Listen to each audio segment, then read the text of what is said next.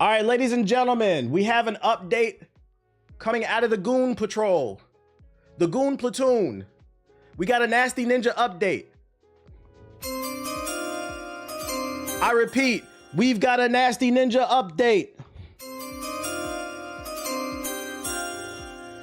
Massive Assassin's Creed. Yo, shout out to Finesse God with the sub. Appreciate it. Massive Assassin's Creed Shadows leak appears in the least expected place online. Shout out to Darth Nova with the gifted subs. Keep going crazy, y'all. Appreciate y'all. An official Assassin's Creed Shadows art book has seemingly leaked on an anime website, the kind that doesn't feature much plot. I also read in another article, it wasn't just the art book, like actual story beats, like actual spoilers have leaked online.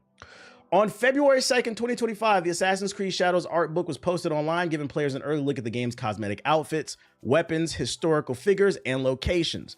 The leak was originally spotted by a Reddit user, we won't ask how they found it, and has quickly gone viral on social media. According to OP, the Art of Assassin's Creed Shadow book appeared on a website that features anime girls who have seemingly lost clothes. You get the point, aka hentai, aka that's nasty.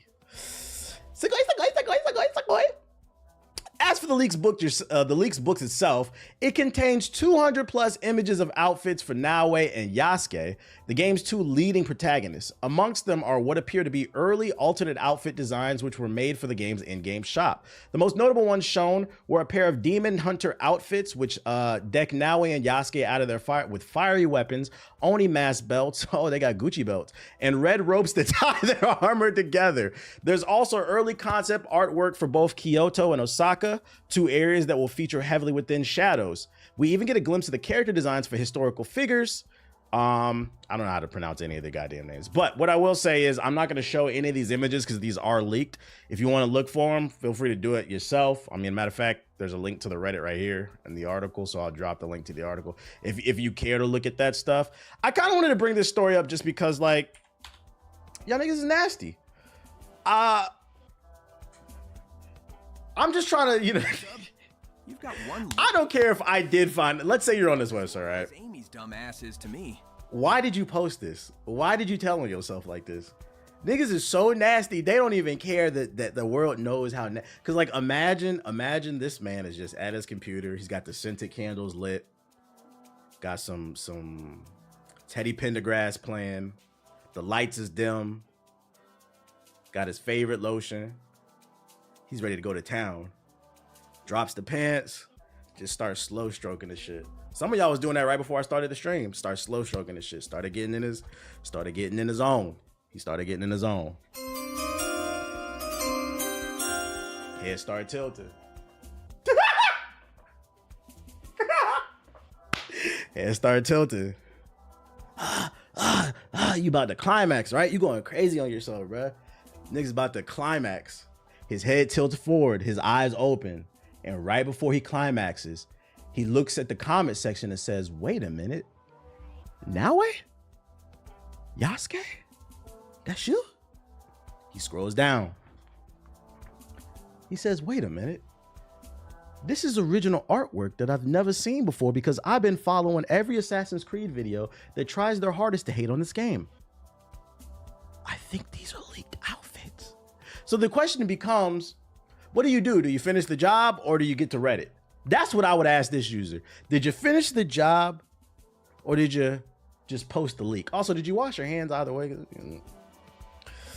So the point I'm trying to make is you never know where you're going to find a leak. Stay vigilant, stay awake. If there's something you're looking forward to, whether it's a movie, music, a video game, you might find a leak on the hub because this guy did. You say, why you want to know? Why not? It's fucking funny. It's fucking funny, bro. It's fucking funny. Some of you in the chat were beating your meat before I fucking started this stream. Then you got a noti on your phone and you got mad because you got interrupted. Pulled your pants up. I guess I'll go watch TBH, bro. To be honest, I shouldn't be beating my meat anyway, so I guess I'll go watch TBH. Yo, shout out to Fresh with the sub. Appreciate it. And don't lie. And if you were, first of all, if you were doing that, we don't care. We don't want to hear that shit. The point I'm trying to make is I just started the stream. There's 600 people in here. within the first 15 minutes, statistically speaking, somebody was beating their Schmeat to oblivion, bro. Probably on your third try. Give it a rest, bro. You're shooting blanks. Did I have a vasectomy? Oh, no, I beat my meat 6 times today. Oh, geez. Anyways, so yeah, those leaks are out there. If you want to find them, I dropped the link in the chat. Other news I got for y'all. What did I walk into you? Some real shit. PlayStation, PS4 niggas, close your eyes, close your ears. You don't need to hear this because you won't be playing. I'm in control. I'm not out of control. PlayStation 6 will unexpectedly not be ditching console's most fan favorite feature. We got some news on the PS6. Some rumors, at least. Rumors. R-U-M-O-R.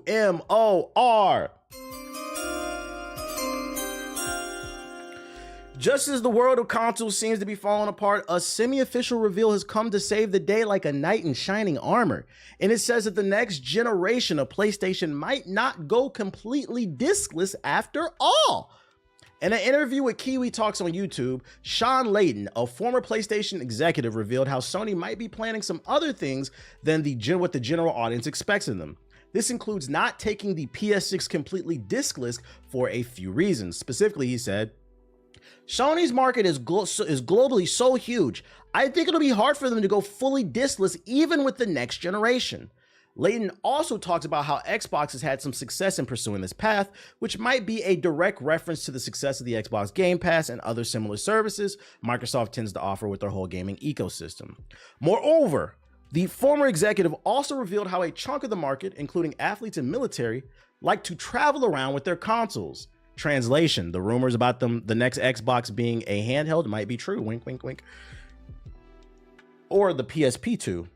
Sony would ultimately be cutting their part of the audience off if they chose to go discless, as these agents don't usually have internet access all the time, as they are on the go. Wah, wah, wah, wah, wah. Yo, shout out to Shotgun with the sub. Appreciate it. Enter your credit card info with the big sub. We going crazy with the subs. God damn. Hold up, was that 100? I thought that was 5. My bad. God damn. Hey yo, one time for Shotgun in the chat. Now listen, that's called motherfucking bars, nigga. You know nothing about this. Nigga dropped 100 subs in the chat. Let me tell you something. Y'all trying to count me out, nigga. I ain't forgot about that shit. Y'all niggas think I forgot, nigga. I ain't forgot about none of that shit. Boy, it's good. I appreciate you, big dog. I appreciate you going stupid. Somebody got a job, got a raise at the job. To the tax refund hit. The tax refund hit. We almost hit 200K followers. Hit the follow button if you new. Do that for me one time for the culture. This is cool. This is good to know. This means that game preservation is still a priority for these companies. If this turns out to be true, that they are keeping the disc inside of the PlayStation 6. What I will say is, if this turns out to be true, Sean Layden is not lying with his speculation, because I feel like, you know, he's, even though he doesn't work for PlayStation anymore, I remember this dude. He was at the top. He's got they're still texting him. He's got insider info. Wow, thanks. So this probably is true. Sub to the broke boy in the chat. Yo, shout out to Web Slinging with the gifted sub. I will say what I think they will do is, don't be surprised if with the PlayStation 6, they launch 2 different versions. The version that does have the ability to add the disc tray, it'll be an add-on, just like how they have with the PS5 Pro. I don't think it'll be built in like it was with the base PS5. It's probably going to be an 80 to, or actually probably, if we're adjusting for inflation, probably $100 attachment. But I guess at least it'll still be an option. To be honest, this is an honest question. I'm trying to... Why are you still doing vertical on YouTube? Because I wanted to. Because I'm experimenting. Because I wanted to. Doesn't matter. You're here.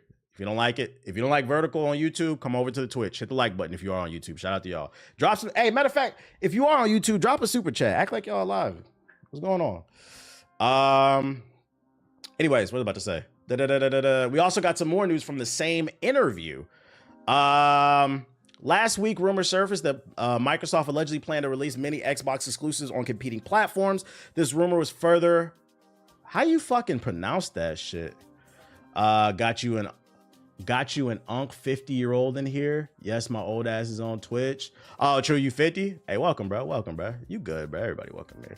How you pronounce that shit? Where is it? Bouyade? That shit sound French. I don't know how to pronounce that. Buoy. Oh, buoy? Baba buoy, baba buoy. This rumor was further buoyed. Like, why you got to say it that way? I understood it in the context of the sentence. I didn't know how to pronounce it. Buoyed by the announcement that Forza Horizon 5 was heading to the PS5 in the spring of the year. Baba booey, baba booey. While Xbox fans might not like the direction the company's taking, one former PlayStation executive sees how Microsoft can succeed with this move and compares it to Sega. I appreciate you, Alexa, with the sub. Appreciate you. So Xbox's multi-platform move is a strategy against the rising cost of game development. Appearing on Kiwi Talks, the same interview we just talked about, former PlayStation CEO and chairman Sean Layden said, multi-platform is a strategy, particularly in a world where the cost of development is increasingly so dramatically. Which I can't stress enough. Don't let these executives fool you. Yes, game development costs are increasing, but guess whose fault that is? Yours. And the way they're going to try to justify charging $100 for games is fooling you into thinking that it's our fault. Not all of us care about photorealistic graphics. I'd argue most people don't at this point.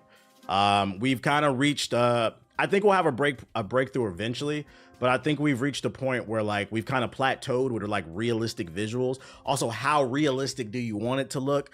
Let's focus more on art direction and creativity and gameplay mechanics. So I can't stress enough, y'all chose to hire 1,000 people. Nobody told you needed that. Me personally, I'm cool with a 12 to 15 hour semi-open world game with a great story. I don't need 100 hours. But they're gonna keep pushing that narrative. Layden asks, what does it do for their brand? It makes the conversation harder to create FOMO. You're trying to do that by bringing everyone to your platform, by saying, if you're not here, you're missing out. But if it's available on all platforms, that's one of your marketing tactics that you can't use. You know, no more exclusives. More platformers and goofy games. That's what I'm saying. Games are supposed to be about having fun. Continuing with this, Layden compared what Microsoft is doing with Sega, a former console maker that transitioned to software after the Dreamcast failed to match up against the PS2. Layden states, we've seen it before. I was in the business with Sega, brought their Dreamcast titles to the PS2. In time, then Sega became a software-only company and had a great transformation in that sense, Layden continues. So it does have historical precedence. I don't know if that comparison is fair, though. Because the reality is that Xbox is not completely doomed. You know, they're in the yellow right now, but they're still making hardware. Just reminded me to unsub. Yo, shout out to Tags with the sub. Appreciate it. Before Selena sees this month's bank Thanks for the statements. super chat. Your donation will go towards a new pair of running shoes. I'll need those to get away from my stalker.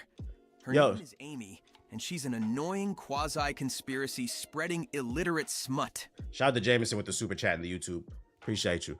It's kind of weird to compare the two just because Xbox is choosing to put their games on other platforms. Xbox has not collapsed. I feel like a little bit of nuance is lost in this conversation, and it's not fair to compare the two. Sega was forced to put the Dreamcast games on the PS2 because nobody was buying the Dreamcast. And if you want to know why nobody was buying the Dreamcast, it wasn't because it was a bad console. It was actually fucking great. The problem with it is it lacked a DVD player. For those who are very young in the chat, the reason that the PS2 is so successful has nothing to actually do with the games.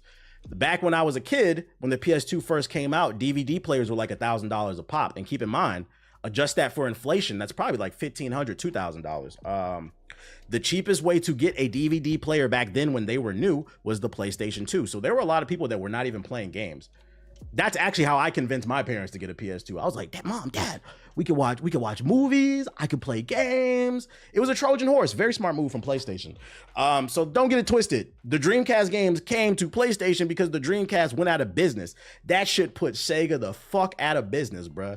You said a band? I swear on everything I love. DVD players were expensive back in the day. It was a new technology. This is before Blu-ray, when it was just a new thing. They were very expensive. To this day, I still don't understand how the fuck Sony got, because what was the PS2's launch price? I don't even know. PS2 launch price. $300. I don't know how the fuck they did that shit unless they just took they had to have taken a crazy loss on it. So you got to keep in mind, pay $1,000 for a DVD player or $300 for a PS2. That's why the PS2 was in everybody's house. It had nothing to do with games. It just turned out to be a great console along the way. But early adoption, those first 2 years, oh, we got it for the DVD player. Do not get it twisted. But let me just putting y'all onto some games. So I don't think it's fair to compare those two. I feel like this is a former PlayStation boss comparing those two and kind of just egging Xbox on to lean into the Game Pass even. Yeah, guys, get away from the consoles. That's what your enemy would say. Keep in mind, this is a PlayStation boss saying this shit, bro. Had my people coming over. Facts. That makes sense. LOL. Yeah, I think Sega would still be making consoles to this day if the PlayStation 2 did not have a DVD player in it. Because one thing the Dreamcast did have going for it, it was the first home console that had online play. You could play Phantasy Star Online 2, I believe. It was dial-up, but it did have it. So it did have some innovation. But I think if it would have had a DVD player, it would have saved Sega. But, you know, you snooze, you lose. You got to be forward thinking. It's crazy how big DVDs were and how we're moving away from it. Well, we've been moving away from that shit, yeah. Although I think it's coming back. Physical media is coming back. I think a lot of people are seeing the value in actually owning something, especially with everything being licensed. They can pull it off of your hard drive at any point, and I think that scares a lot of people, including me. That's why I got back to collecting music. So it is what it is. Remember the Sega Saturn? I do, but I never owned one. I never wanted one of those. It was too expensive and it didn't have any games. The games on PS2 being a DVD was a big deal. Facts. Been copping hella CDs lately. See. Other news. Neil Druckmann discusses narrative differences in The Last of Us Season 2. That's right. We're coming up on Season 2. Hey, TBH, Perplexity is good for daily news updates. It is. They have a section, actually, literally, like, right there. And then they have a Discover section. So they could tell you top, tech and science, finance. They have, like, a bunch of different sections, entertainment. Yeah, it's good for news. I don't really use it too much for news. Like, every once in a while, I'll look in there. I use Google News, but, I mean, it's cool. And you can also just ask it questions. But is it biased? Nah, it's AI. They just implemented DeepSeek into it. So now it uses its own proprietary AI, DeepSeek, Claude, ChatGPT, Facebook's Llama. It literally has like every major API implement into it. You can just use whatever you want. That $5 can buy some kitty, but it's still consciousness over coochie. Yo, shout out to Portals on you for the sub. Appreciate you. Neil Druckmann discusses narrative differences in The Last of Us Season 2. Creator and director of Last of Us Parts 1 and 2 is best known for captivating yet gutsy stories. While the original title maintains a heartwarming and gritty description of the post-apocalyptic America, the sequel raised the stakes even higher, proving to be one of the game's most polarizing narratives.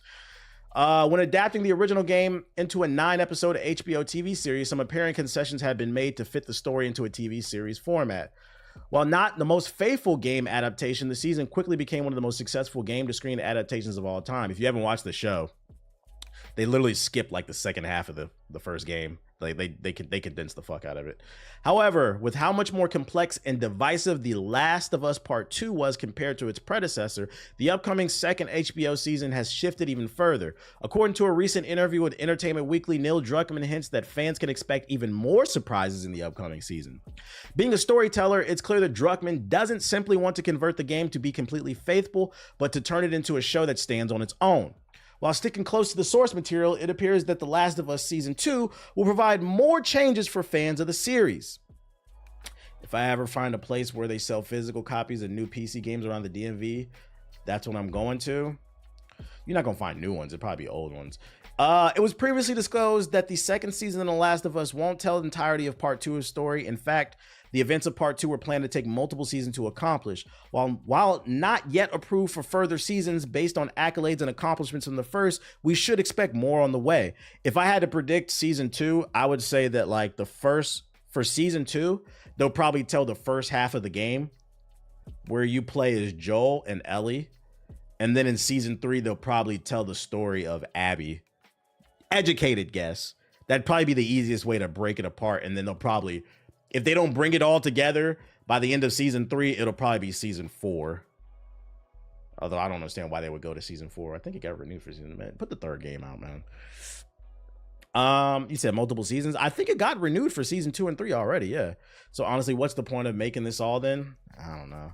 Well, no, I do know. It's to sell more games. Keep in mind that when Season 1 dropped last year, they also released The Last of Us Remastered for the PS5, and it boosted the sales like a motherfucker. So they'll probably release another remaster when Season 2 drops and when Season 3 drops. Or if when Season 3 drops, maybe they'll drop the third game. It's all to sell games, because keep in mind, What were the best-selling games of 2024? The more you start to look into the data, you start to understand why these companies. This fucking image is so fucking funny to me, dude. Looking, this nigga went to church with a Luka Doncic fucking jersey, asking God why. He is our savior, God, why? I seen a video, they carried out a casket at the Dallas Arena. That shit had me dying, bro. But anyways, where else I going? Where is the data? Scrolling. That's me. Oh, the more you look at the data, you start to understand why some of these games get remastered. The Last of Us is a critical darling that sold well. But if we look at the best-selling games of 2024, Call of Duty, Madden, 2K, a lot of people who bought the $100 edition of Sparking Zero that don't play anymore. Just had to put that out there. So, you know, the most artistic, creative game. Oh, I don't know. The Last of Us 1 was. I don't know about 2. But I'm gonna let it slide. The more artistic, hardcore games, they don't sell as well as the casual games, you know? For obvious reasons. They're a little bit harder to get into. Yo, shout out to Rhodey with the subs. Appreciate you. So, White B in the Fantasy Basketball League chat on self-delete watch. I had a rough week last week, bro. My players get injured. I replace them with new players. They get injured. I don't know if I can do fantasy next year, man. Like it's making me hate a lot of NBA players. A bunch of $200 million bums. You know, last week I had Ja Morant sit out twice, 2 different games. No. It was not Ja Morant. It was Darius Garland. I have Darius Garland on my team. He sat out in 2 different games. I clicked the news to see why. I'm thinking he's injured. If he's injured, it is what it is, right? He's been pretty consistent this year, right? I check it. It says he's sitting out because he needs rest. Nigga, what? How much do you make? I'm pocket watching. Darius Garland contract. What's his current contract, bruh? This man getting $200 million. That shit rounds up. Get your bitch ass on the court, bruh. That shit makes me mad, bruh. He did that for 2 games, and I lost that week because of it. Because he's a consistent. He gives me a consistent 40 to 50 points in fantasy a night. Out because he needs rest. Did you not rest when you went to bed? Did you not rest the game wasn't until 7 o'clock. You didn't rest the whole day before you got to the stadium? Get your ass. That I'm telling you, bro. If the NBA does not clean this shit up, the next bargaining agreement, the non-guaranteed contracts, they're coming. With Zion's fat ass, Luka, they say he 200. Luka's great. But he don't play defense. He don't got the energy. That's why they got rid of it. Whether you agree with it or not, there is some truth to that. I've been saying that shit about him. They saying he 200, he the same weight as Zion, 270 pounds. That's why, for those who don't follow the NBA, Luka's played like 20 games this season. He cannot stay on the court because he keeps injuring his calf. It's too much weight on his body. And they looking at it like he's 25. He's now pushing 30. The only problem with that trade is that shit was kind of disingenuous because you're like, we want a healthy player who stays on the court. So you trade it for AD? Nigga, what? That's the only problem with that. Yeah, 6'7", 270 is crazy. It's crazy, bruh. Fupadonic, bruh. And you got to keep in mind, as you get older, your body slows down. This nigga Luka, he's been playing Overwatch too much. For those you unaware, Luka Doncic is a grandmaster in Overwatch, which is crazy. This would have never happened if he played Marvel Rivals. So that's the update for, I went on this whole tangent. Yeah, I'm starting to hate NBA players. I'm like, bro, these non-guaranteed contracts is coming because y'all not acting right. I'm sick of this shit, bro. You said you dead ass? He is a grandmaster. I don't know if it's like this season, but like there was like a video that went viral last year where a YouTuber ran into him in a lobby and he was talking to him. Yeah, he's grandmaster. He's really good at Overwatch. Which, you know, if you're a GM of an NBA team, you're looking at your player. He's eating whatever he wants. He's playing video games late at night and he's not playing defense. You know, it's halfway understandable why they traded him, but what they traded him for doesn't make sense. They traded him for an injured center and a first round pick. Like, the mood. He was indeed. Look it up. You could probably find the video.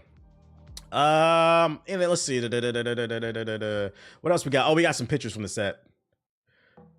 You didn't read that part about them not having the actress playing Abby have muscle for the show? I don't care about that shit. I mean, she doesn't look like Ellie. It's a show. All that matters is the storytelling is the acting good. So we got some new pictures from the set, you know. Gonna be with the brother and shit. I don't care if he was smoking crack. That's what you watched that's what Lowe said. What kind of Marvel Rivals man you think Luca would be? I don't know who he plays. I don't know. So you got some pictures from the set. Speaking of Marvel Rivals, though, my agenda, which by the way, they're using Perplexity. Shout out to them. Yo, Perplexity is growing. I'm trying to put y'all on. My agenda is being pushed. One of my main concerns about this game is this is the first hero shooter that I've ever played where I feel like the healers are overpowered.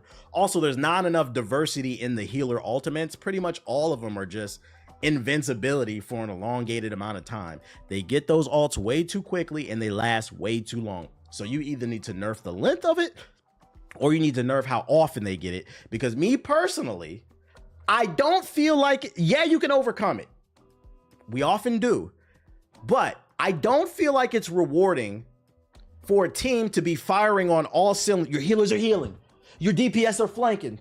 Your tanks are creating space. You're picking off teams. You're picking off enemies. Then a cloak and dagger comes running back from the spawn after you pick them off and just pops their fucking ult. Now I have to respect that shit. Now we got to back up. And it's happening every fucking 2 minutes, bruh. It doesn't feel like it rewards you for being a good... Now I got to sit there and manage my ult all fucking day. So frustrating to dump so much damage on the enemy. Yeah. So like, I'm glad this conversation is getting picked up on the Reddit. People are getting tired of this shit. I'm not saying it needs to be nerfed to the ground. I just think good teamwork needs to be rewarded a little bit better. I also feel like these ults are... They're bailing out people. I'm not gonna lie. I know when I'm about to lose. When a nigga picks Rocket Raccoon and fucking Loki or Adam Warlock on the team, but we don't got a... They got a Luna and a Mantis or a Luna and a Cloak and Dagger. We lost. They're a little too strong. Yeah, they got a Jeff on the team. All I'm saying is cut down on how often they get the ult and cut her ult down to like 8 seconds. It shouldn't... 12 seconds is an eternity in a team fight. What's Perplexity? It's an AI. It's an AI, large language model, like ChatGPT, but you have access to every major API. Cut hers down from 12 to like 8 seconds because hers is 6, so it makes it different. They need to nerf her back to the way she was in season 0. She should not have 4 strings. She should have 3. It was perfectly fine the way that she was. It's just happening way too much. It's fucking annoying.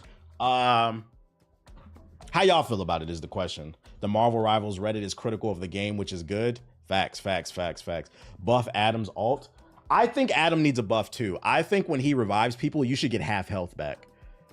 At least the third. What I don't like about Adam is they'll revive you and you have no health, so then you get clapped. You were 10-0, you die, you're 10-1. Adam revives you, now you're 10-2.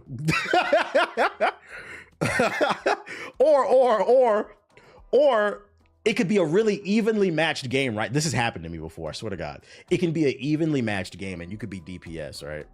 You could be going 5-5 right now. Everybody on each team is just kind of breaking even.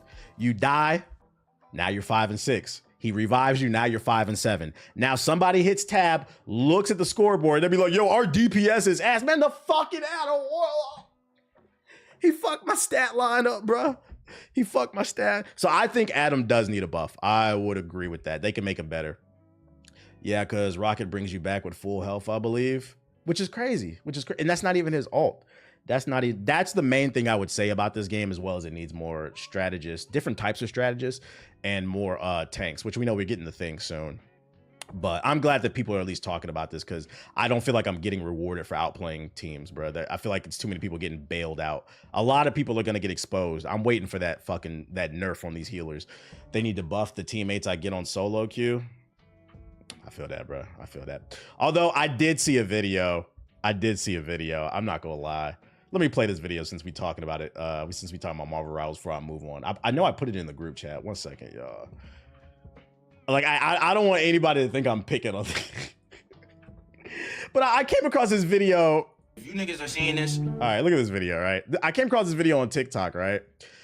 this is a part of this. This is also a part of the problem because you like, yo, buff my teammates. Have some of y'all stopped to think that you are the bad teammate? So this video came across my For You page from this creator. Don't know who he is, don't have a problem with them, but I'm just gonna be 100% honest with you. This is a minute-long video where he bitches about his teammates, and that's the reason he can't get out of bronze. I'm sorry. If you can't get out of bronze, nigga, you're the problem. If you niggas are seeing this, then this is a cry for help, bro. I'm not gonna lie. I've been playing Rivals for some time. I've been grinding ranked, and I'm gonna be real with you. I can't do this shit no more, bro. I fucking can't. I swear to God, ever since this season has started, I have been stuck in bronze, bro. Like, I can't get out this shit. And since the season started. Oh, shit. If you niggas are seeing this, this shit no more, bro. I fucking can't. I swear to God, ever since this season has started, I have been stuck in bronze, bro. Like, I can't get out this shit. And at the beginning, I thought it was a me thing, but I knew it couldn't be me, nigga, because I'm great. It's these teammates. That's the problem. It couldn't be me.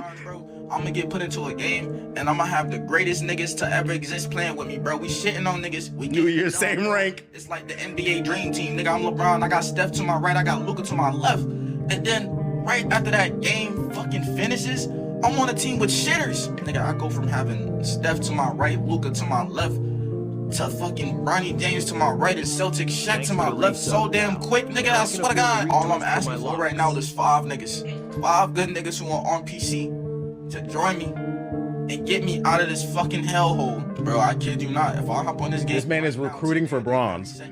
I'll play a ranked game and I see the Venom on my team is just swinging around sightseeing instead of fighting and helping the point. I'm probably gonna just throw my whole PC out the damn window completely, bro. I'm not gonna lie, because I can't take this shit no more. All I'm asking for is 5. You get the point. Just hop on. This man recruiting. You get the point. Now, when I made it out of bronze, I don't know the statistic now, but it's probably something close. When I made it out of bronze like a month ago, it said that I was better than like 65% of the population. So like when I see videos like that and I see people saying things in the chat, like I have to stop and ask you, if 65% of the population is stuck in bronze, did you ever stop to think that maybe you're supposed to be there? Because I'm going to be honest. In bronze, in damn near every game, I swear to God, I was dropping a 40, and in some of them, I was dropping 50 bombs. Bronze and silver, I was able to hard carry. Like, there were games where I had my other DPS was going 2 for 10, but because I was going 50 for 3, we were still winning, bro. So, like, I don't know, like, your aim might be a little funky, bro. Your aim and your decision making. That boy is like, I hate to break it to you. You need to watch some videos. It's okay. You can literally do whatever you want in that rank. Right. I made it out of bronze in like 2 days. Same. I made it out like in a day or two. I was like, I don't know what to tell you. Silver is where like the hell actually starts. That's when you start running into egos. But like bronze, like, I don't know what to tell you, bro.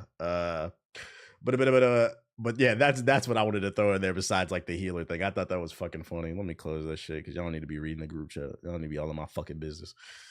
Time to get the aim labs. You know, it's funny. I was thinking about buying aim labs because I was like, man, maybe I need to improve my aim to get, because I'm starting to think maybe I'm the problem. Maybe that's why I'm stuck in plat right now. I was thinking about getting aim labs. There was another one because I asked the AI. There was another one that it recommended. Oh, and then last but not least, some multiverses stuff. I don't know why Aquaman's coming to multiverses as well as Lola Bunny, but the game's dead. So, I'm thinking about that. Isn't Aim Labs free? It's free? Is it? I didn't know. Get Kovacs. That's what it was. Kovacs. I think that's what it was. This is the one that AI recommended me. Why do you recommend this one? It does have overwhelmingly positive. Why do you recommend this one over Aim Labs? Yo, shout out to B Hunter and Outrage Souls. It's only $10. I was like, I need to become a demon. We need to go through a training arc, bro. Kovacs' Unreal Engine. I don't know, man. You be switching and making calls. I do, but I can admit there's some games where I have bad games. It's usually when I'm tilted, but then even still, I'm pretty aware. I also think I don't play the game enough. The only time I play ranked is when I'm on stream. Because I was talking to my girl about that too. I was like, some of it is luck. It's a lot of gambling. Way more scenarios. Okay. As custom maps for training. I'll probably get this one then. There is a level of luck to it.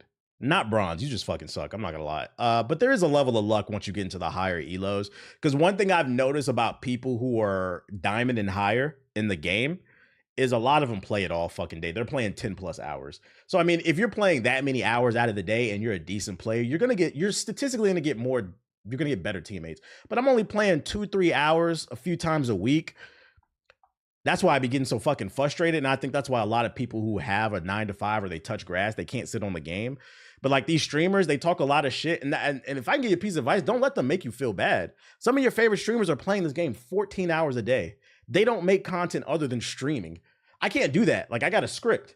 Last week I was busy because I was doing something. You'll see in a month or two. You'll see what I was doing. But I couldn't do it because I had actual things to do besides play the fucking game. And I might have another really good job coming. I'm hoping. So some of it is like time invested too. Definitely get that when I fix my PC. You want the link, my boy? There you go. Kovac. I just sent you something from Mighty Keef's Twitter. Is it on Twitter? Good point. LOL, got school and work. Yeah, so some of us are only playing 2-3 hours out the night. Like, we have to win our games. Mentions, I don't see it. Only on the weekends. The unemployed niggas be making Squirrel Girl look like Thanos. Most Squirrel Girl players fucking suck, bro, because they can't aim. The moment it's time to adjust, they will not get off Squirrel Girl because we need a hit scan character. Oh, I can't do that. We know you're on Squirrel Girl. We fucking know. Shit. Marvel's rank distribution for season 1 is pretty evenly spread for the 400 players just sat in Bronze 3. So what's this about? Season 1 started off with a pretty serious rank reset that saw everyone go down at least 7 levels from where they finished in season 0. This was the when did this come out? This is today. Okay. Higher ranks in an active game, but even still, the reset spread chaos throughout season 1 ranks. After hours of suffering and grinding, I'll be thrown back to Silver 1 with players who are hard stuck at gold. Says in a Reddit thread, why God? Just why? Why no placement matches? Valorant has been doing that for years and it just works. Big L for the devs. I do think there should have been placement matches. Another reason you shouldn't feel too bad about ranked is I think there are a lot of fucking smurfs on this game because I've been running into a lot of people admitting that they are smurfing. So like you might be in a silver lobby, but you're also playing grandmasters that are boosting their friends. How do I know? Because they get on the mic. It's happened on my stream. I think there are more people smurfing and in ranks that shouldn't be there. What's a smurf? A smurf is a player. There's 2 types of smurfs. Most smurfs, I would say about 90% of smurf players are people who reach a certain rank and they can't get past that rank. So what they'll do is they'll go make another account just so they can go beat up on people in lower ranks. The other 10% of smurfs are usually people that just don't have a fucking life. Those are people who hit GM, Grandmaster, or Celestial, and they're bored. They don't have anything else to do, so they'll go make another account and then go play on that account and just beat up on people on the. But usually smurfs are people who have crazy egos, who can't get the Grandmaster. They're hard stuck diamond, so they'll go make an alt account and just help boost their friend or just play and fuck with people. Yep, I see it silver, but they be level 12. Shit is crazy. Back to what we were saying though. It meant that a lot of decently ranked players have been thrown back down into the pit of the silver gold, which is no fun to play in. Thanks to how mixed the players are, you'll see stomps or get stomps. That's facts. Those are the laws of the land. I went all the way down to silver 2. Only after tumultuous climbing and hard work and ridiculous amounts of healing did I manage to reach my previous rank and then go into diamond 2. With all this pain and suffering, I'm not really surprised by the current rank distribution in Marvel Rivals. After all, competitive play isn't for everyone. Why do people resubscribe? I have an alt, but I use it to literally just try new characters because quick play sucks trying to learn. Sonic wields that type of power. Shout out to Savage with the sub, appreciate it. Dropping 30 bombs to Spider-Man on their second game. What's your rankings, Rivals? I slid back down to gold 1. I had a nasty diabolical slide last stream. I went from plat 2 back to gold 1. So hopefully today we can get back into plat. I'm trying to suffer through it. Also seen other streamers and hackers make alt accounts to use. But currently, if you look at the Rivals tracker, you can see a chart that shows the distribution of Marvel Rivals ranks only for PC, Silver, and Gold have roughly the same number of players, with 400,000 and 300,000 respectively. It's not until you get into the Plat and above that you start to get a dwindling population. I'm one of the 12,000 players in Diamond 12 right now, Diamond 2 right now, and Eternity just set with 24 players. Damn, so like the player pool gets really small, and that's what makes it so frustrating. You get to the higher elo, you're gonna start running into the same people, and it's like, how did you get here? You don't even know the basics. while one above all only has 71 players, but the most impressive thing about this graph is just how many players are in Bronze 3, the lowest. There are currently almost 500,000 people in Bronze 3. I don't think there's just a massive number of bad players who are hard stuck in Bronze 3, although there may be a few. The most likely reason are more mundane than that. First off, there are plenty of players who just never played rank. That's true. Secondly, there are a great deal of Marvel Rival players who probably gave competitive a go and had an awful time and decided that they never wanted to play it again. Players who clearly have better restraint and value for their mental health. Yeah, so I mean, if you tried it and realized it's not for you, I can't knock you. But the people who are stuck in Bronze, I'm not gonna lie, that's on you. That's where I will agree with people. That's on you, because if you have decent aim and situational awareness, you can hard carry out of Bronze. I don't want to hear that shit. The problem with this game is it requires people to think, and people don't want to think. Reminds me of the Apex rank system. It sucks. I don't think they should have set back people so far. I understand why they did it. They want people to stay on the game, but I feel like when they set people back that far, they mix the player bases up too much. Do you ever watch the YouTube Flats? He's an Overwatch pro, but also reviews. I feel like I have. He's a big dude, right? Big white dude. Flats. I think I've seen him before. The main dude, I've seen him. He's pretty cool. I watch it. Like, he gives good tips. I watch him, and then there's another nerdy white dude I watch. I posted his video. I forgot the name of him. I be seeing him on my TikTok all the time. You said Flats is a bitch. Why you say that? I don't know him. Why you say that? I haven't seen no problem with him. Is it Necros? Nah, not him. Let me see. What was the video I posted? What's your beef with Flats, bro? he seemed pretty chill to me. It was under media. Like, that's some strong verbiage. Where was that? Was it this one? Push point. No, that's my video. Was it this one? All right, let's talk about platinum. Nope. Was it this one? Him. His name is Potato TV. P_Tato TV. He gives really good tips. This is why I mainly watch. He's really good. He's top 500. I know you don't want to talk about politics, but have you seen Trump's gonna send U.S. President El Salvador? Nah, that's crazy. That's fucking crazy. He was spitting facts. Yeah, matter of fact, let's play this video for those of you who didn't see that I posted it. I posted this video. This is for the people who are stuck in Bronze, because statistically speaking, most of you are probably DPSs, because most people insta-log DPS. You need to watch this video. Your job on DPS is to get as many kills using the least amount of damage possible. Now, before we go even further, a lot of people in the comments when I posted this video agreed with it, but a lot of people also disagreed with it. And all the people who disagreed, I have to say, I could tell where your rank is if you disagree. Because you are 100%, you are supposed to focus on quality picks. If you are tickling the tank the entire game, yeah, this video also kind of shook me. If you tickle it's food for thought. If you tickle the tank the entire game, you're actually fucking the team over, because most likely you're not going to kill the tank. And then you wonder why Cloak and Dagger always has her ult in Luna. It's because they're just healing them. You're heal farming. It's 100% facts. You need to focus on, if you're playing Venom, you don't dive the Groot, you dive the healers. When you see me play them, that's what you're supposed to do. Kill the healers, and if you can't, kill the Moon Knight, because you know them niggas can't aim. I'm gonna say that again so that it really sinks in. Your job on DPS is to get as many kills using as little. If you understand this, you will start ranking up more. The reason this is the case is because in Marvel Rivals, supports have the most impact on the game, because their ultimates are the strongest in the game. The only way for them to get those, though... No, I'm not playing Moon Knight in ranked. I'm not ready to bring them out. When you are doing a bunch of meaningless damage that isn't getting a lot of kills, you are feeding... I swear to God, this shit is common sense. Kill the healers, but it's not. I mean, Cammy just said that this video had me shook. So, like, some people... It's not even an insult. Like, some people just needed to know, like, you got to change your way of thinking. Focus on the squishy characters, bro. And realistically, if you can get the healers, that's the best squishies. The game. My main point here is, I really hate it when people lose a game, they press tab, and they see that they have 40,000 damage, and they start complaining about how their team was throwing. No, sir, you were throwing, because you were actively feeding. You have 40,000 damage and 7 final blows. That is not a good thing. Ding, ding, ding, ding, ding, ding, ding. Shit, y'all see, like, when I play Storm, I try to get picks. Like, I love when there's a Jeff on the other team, because Jeff... If you want a tip for playing the game, if you see a Jeff on the other team and you're playing DPS, focus the Jeff. Why? Because Jeff has the biggest hitbox of every healer. I love when I see a Jeff. And also they usually fucking suck and make bad decisions. You take out the Jeff, then you call the push. Go after the other healer. So he's yeah, Jeff is food. He's 100% correct. Once you learn that and you change your way of thinking, you'll start playing better. But Jeff gets focused immediately. Yeah, people usually you pick Jeff because they don't know how to do anything besides heal bot. I bring good news. After 4 attempts to stay indeterminate, I managed to land a job. Shout out to you. Okay. Shout out to Project landing that job. In Baldur's Gate 3, the AI will target the people with the lowest defense and health. How do players not know this?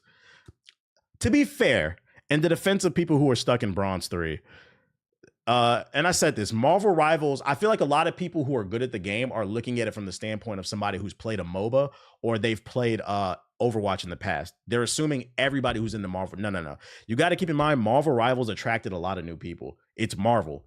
It attracted a lot of MCU fans. So a lot of people genuinely just don't understand how to play the game. The only thing they understand is they need to get kills and they probably need to push the objective. That's it. But they don't understand the nuance of the game. So like, I would encourage you, watch, find some top 500 type players and just watch how they play and see what you can pick.